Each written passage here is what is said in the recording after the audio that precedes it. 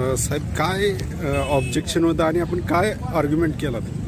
नाही, दोन ऑब्जेक्शनमध्ये मी या ठिकाणी आर्ग्युमेंट केलेलं आहे. पहिलं आर्ग्युमेंट जे आहे ते संतोष सुरेश पाटील यांच्या नामनिर्देशन पत्रावरती एक ऑब्जेक्शन घेण्यात आलेलं होतं. दुसरं ऑब्जेक्शन जे आहे ते उमेश सुरेश पाटील यांच्या देखील नामनिर्देशन पत्रावरती ऑब्जेक्शन घेण्यात आलेलं होतं. दोन्हीमधलं असे सेम होतं की त्यांनी त्यांच्यावरती असलेले गुन्हे त्याच्यामध्ये नमूद केलेले नाही, त्यांच्या शपथपत्रामध्ये नमूद केलेले नाही. आमचं असं म्हणणं आहे की आमची जी काही माहिती होती ती सगळी आम्ही खरीखुरी त्या शपथपत्रामध्ये नमूद केलेली आहे. आणि तसंही त्याच्या पलीकडे जाऊन रिटर्निंग ऑफिसरला त्या ठिकाणी नामनिर्देशन पत्रासोबत जोडलेलं जे शपथपत्र आहे त्याच्या शपथपत्रामध्ये सत्यता, त्याच्यामध्ये दिलेल्या माहितीची सत्यता त्या ठिकाणी पडताळून पाहता येत नाही आणि त्या ग्राउंडवरती त्यांचं नामनिर्देशन पत्र नामंजूर करता येत नाही.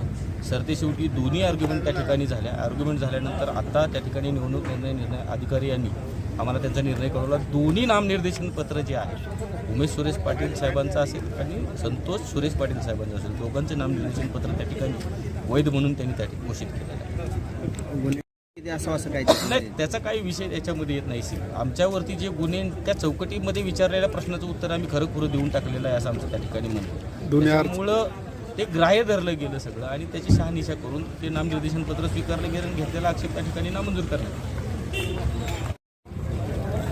साहेब, कुरुल गणामधून देखील एक ऑब्जेक्शन होतं, तर ते नेमकं काय होतं आणि मग काय निकाल आला?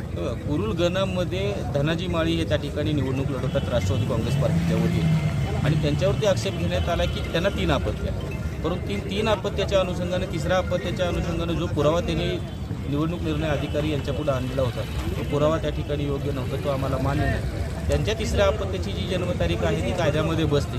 अशा आशयाचे आम्ही 2 त्या ठिकाणी कागदपत्र निवडणूक निर्णय अधिकारी यांच्याकडे सादर केले. पहिलं म्हणजे त्यांचा शाळा सोडल्याचा दाखला त्या मुलाचा आणि दुसरं म्हणजे त्या मुलाची नॅशनॅलिटी म्हणजे डोमिसाईल सर्टिफिकेट जे ह्या तहसील कार्यालयाने इश्यू केले. हे 2 कागदपत्र विचारात घेतात. तो देखील आक्षेप जो आहे तो त्या ठिकाणी निवडणूक निर्णय अधिकारी यांनी फेटाळला आणि धनाजी माळी यांचं कुरुल गणामधून पंचायत समिती मोहोळसाठी दाखल केलेलं नामनिर्देशन पत्र जे आहे त्या ठिकाणी स्वीकारलं.